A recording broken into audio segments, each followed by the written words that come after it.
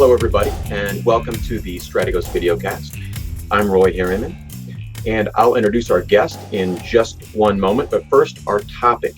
A few weeks have passed since the Orlando mass shooting, and in many ways, we'd like to just forget completely about it. But before it recedes from memory, we want to pull as many valuable lessons as we can going forward to help people enhance their own personal security in public spaces. In addition, it's been 50 years since the first widely publicized school shooting, which was at the University of Texas, Austin. We're going to look back at that event, compare the two, and see what we can learn, again, in the application of personal safety. And I'd like to introduce our guest, Vaughn Baker, who is the president of Strategos International. Vaughn, welcome. Good morning, Roy. So we're going to call on your expertise here, Vaughn. Let's dive right in and begin with Orlando.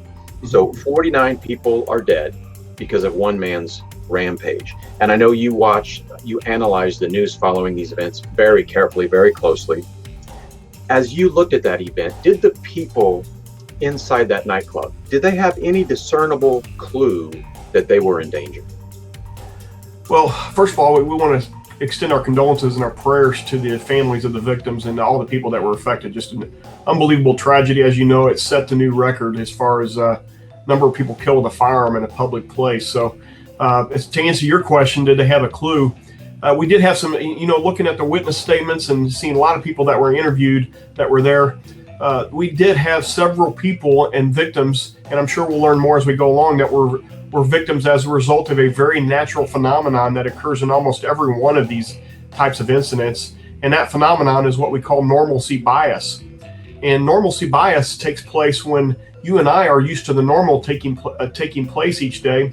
So when the abnormal occurs or when the crisis begins, we have a natural phenomenon that occurs absent training, where we want to rationalize that crisis away, or we have difficulty accepting the crisis.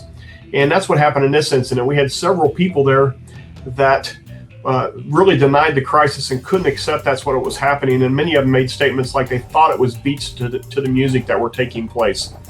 And so they just thought it was part of the music. Or when they actually did see that something was wrong, they just didn't take action because they just didn't know what to do. And in one case, tragically, we had one person that ended up filming their own death on Snapchat.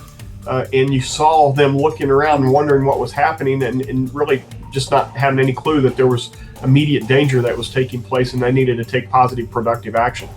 Absent training, we all make the same mistake. And it seems like with these events happening in an increasingly public and frequent basis, we're all going to need that training. Absolutely. Absolutely. And it doesn't take that long to teach yourselves and to think about these things in advance. It really doesn't take that long and as far as the investment in time, you tell me what the value of that based on life and death decisions in these sorts of situations. Well, let me ask you this. We are not here in any ways, as you said, to second guess anyone. Our job here is to educate and to prevent future events like this from occurring, to protect people.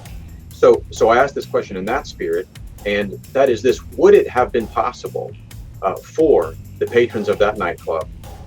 There was one shooter, and there were all of those patrons. I don't know how many were in the bar. Would it have been possible for them, if they had been equipped, if they had some understanding of these type of situations and how to respond, to shut down this shooter before that many people were killed, similar to the scenario that happened on one of the 9/11 flights that were hijacked? Absolutely. It's hard for me to say if it would have been possible or not. I do know this: if we can't get away from the threat, we don't have any other choice but to fight back. And I also know, based on training and based on personal experiences, if we implement in a teamwork approach a technique that we call swarming, where we're going to swarm the attacker. If we can't get away from it and we're caught in a confined area and we can't get away, then that's really our own choice. I know as an instructor doing scenarios, when I am the bad guy in scenarios, when I am the victim of the swarm or the group of people that are there, it's very overwhelming to the attacker. But if we just so simply try to hide, or we cower down and we get in a fetal position, we can see, and we've proved over and over again, that tragedy is usually the result of those types of actions. And again, those are very natural actions, but they're not the perhaps the right approach. So perhaps the power of a swarm, or if you notice that you're in an area and the attacker is either reloading or he's turning his back to you and he's engaging other people, he can only see about 210 degrees of his 360 degree environment. If we see his back is to us, maybe me along with a couple other people that are with me, we're going to take action and try to take this attacker down. Not saying that's the first process that you should do. Again, it's a last resort, but having no other alternative, many times there's been a lot of what we call citizen aborts that have stopped the attack as a result of taking those sorts of actions. Well, I want to turn back the clock here because I think there's something we can learn and discuss the University of Texas Austin shooting as we close out here. And for those who weren't familiar with it, a man named Charles Whitman shot his mother and his wife, and then he went up the stairs to the top of the clock tower in the middle of the University of Texas at Austin, and he began shooting people as a sniper, taking out students. He ultimately killed 14 people. Now, one of the things that was interesting about that is different, I think, from today, was that as soon as people heard about it on the radio, men just started showing up on campus and peppering the clock tower with rifles. Simultaneously, unknowns to them, 3 police officers were scaling the clock tower to attack the assailant. And as they emerged out onto the platform of the clock tower, one of them was almost killed by the hail of bullets. And so there's a lot we could get into here, but just the basic question, and if you want to know more about this, you can talk to Vaughn on your own time, but is rushing in with a gun necessarily the answer to an active shooter? No, rushing in with a gun, especially if you're a civilian, is not necessarily the answer. And in fact, you could become a victim by getting shot by another good guy. One of the things we say many times is friendly fire is never friendly. One of my biggest fear, if I ever have to take action off duty of an armed capacity nature, is getting shot by another good guy because I'm in plain clothes. So we need to take a more strategic approach before we do that. And as far as the Texas Tower incident, we did have several civilians that did show up. That was a very difficult incident that nobody had ever been confronted with before. They're even talking about how can we get somebody inside in a plane to fly over the tower and try to shoot him from a plane as well, because it went on for quite a few minutes and they were trying to figure out solutions for this. What we ultimately ended up doing is resolving that incident. 2 officers that were in uniform that actually had come from off duty ended up going up to the tower, and they were met at the base of that tower by a civilian armed with a deer rifle that was going to go up with them. They ended up asking this civilian to help an injured person on the way up, so he did not go up there. But they ended up going to the top of the tower and stopping that incident. We actually talked to one of those police officers about his plan when he did this. That was there, Martinez, and Officer Martinez, and he said, he goes, "I didn't have a plan. My plan was to get behind my gun and go to work," which ultimately proved successful.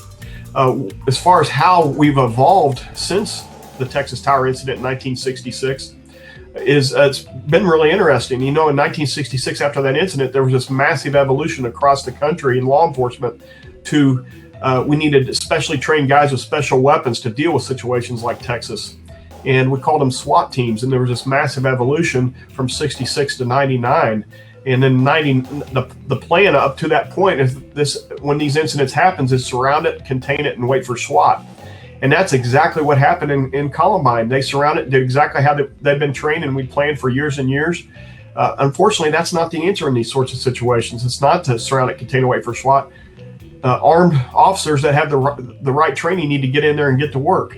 And that's how that incident was resolved. We had just proved it. Unfortunately, we ended up going to the SWAT team answer, which obviously there's lots of situations we need SWAT teams for, but an active shooter incident, it's any armed, trained protector with a gun that's in uniform, preferably, who can get in there and go to work. Well, we've learned a lot, and it's good to hear we're evolving and learning from these incidents, both as institutions and law enforcement officials and as individuals.